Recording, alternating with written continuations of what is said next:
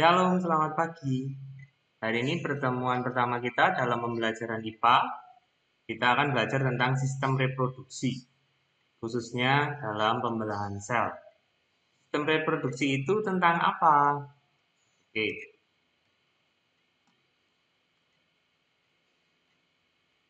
Nah, coba perhatikan ini dulu. Pernahkah terpikirkan oleh kalian bagaimana ibu bisa mengandung? Dapatkah ibu dapat mengandung tanpa kehadiran ayah? Tentu tidak. Ayah dan ibu dapat mempunyai keturunan karena memiliki sistem reproduksi. Apa saja alat-alat atau organ reproduksi, itulah yang akan kita pelajari di bab 1 ini. Namun sebelumnya, kita akan belajar dahulu tentang pembelahan sel. Awalnya, manusia itu hanya berasal dari satu sel saja. Karena sel tersebut mengalami pembelahan, maka jumlah sel manusia saat dewasa sekitar 200 triliun sel.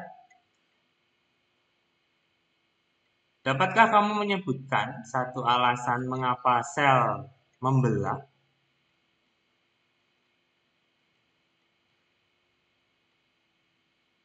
Nah, ada 3 alasan mengapa sel mengalami pembelahan. Yang pertama, untuk pertumbuhan. Yang kedua, untuk perbaikan. Dan yang ketiga, untuk reproduksi. Kita bahas yang pertama dulu, untuk pertumbuhan. Nah, kalian juga bisa lihat pada gambar ini. Ada gambar manusia dari bayi, kemudian bertumbuh menjadi anak-anak, remaja, dewasa, dan akhirnya tua. Nah, makhluk hidup dapat tumbuh karena selnya bertambah banyak.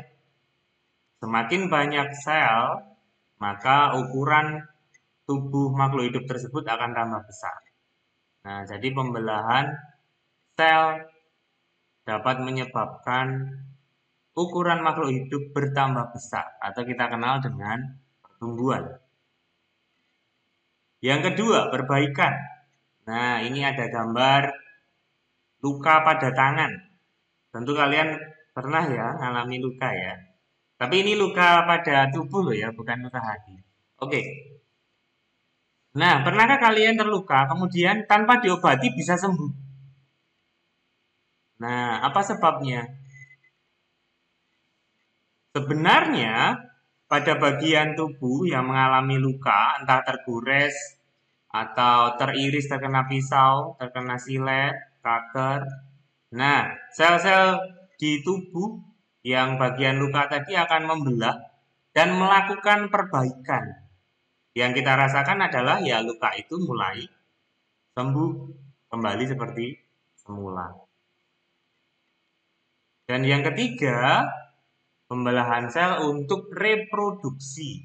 Nah, pada proses reproduksi seksual diperlukan sel kelamin untuk membentuk individu baru atau memiliki keturunan. Proses pembentukan sel kelamin ini dilakukan dengan cara pembelahan sel. Pembelahan sel ada 2 jenis. Yang pertama pembelahan mitosis dan yang kedua pembelahan meiosis. Kita bahas yang pertama dulu. Pembelahan mitosis terjadi pada sel-sel tubuh makhluk hidup. Pembelahan mitosis merupakan tipe pembelahan sel yang menghasilkan 2 sel anakan. Ini tahap-tahap pembelahan mitosis. Ada profase, kemudian metafase, anafase, dan telofase. Oke, akan kita bahas. Kalian dapat lihat gambarnya ini supaya lebih jelas pada buku paketmu. Halaman 5. Ya. Tahapan pertama, profase. Membran inti mulai rusak menjadi bagian-bagian kecil. Benang-benang kromatin memadat menjadi kromosom. Kemudian tahap metafase, kromosomnya berjejer pada bidang pembelahan. Nah, semuanya jejer di tengah. Metafase, meta itu artinya tengah. Makanya kromosomnya berjejer di tengah. Kemudian tahap 3, anafase, kromatid setiap pasangan memisah menuju kutub-kutub berlawanan. Masing-masing menuju ke kiri dan ke kanan. Dan pada tahap terakhir, telofase, membran inti mulai bergabung, kromosom meregang dan terbentuk seperti ini. 2 sel anakan.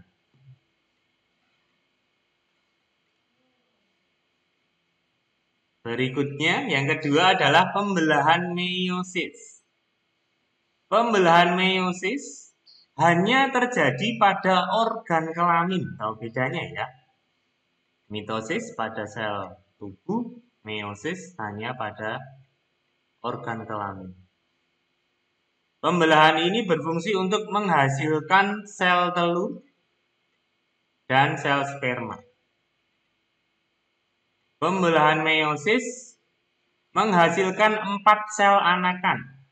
Masing-masing sel anakan hanya memiliki separuh dari jumlah kromosom sel.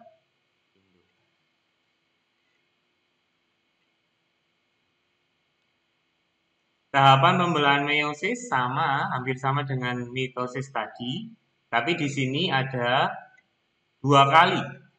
Profase, metafase, anafase, telofase 1. Kemudian lanjut profase, metafase, anafase, telofase ke-2.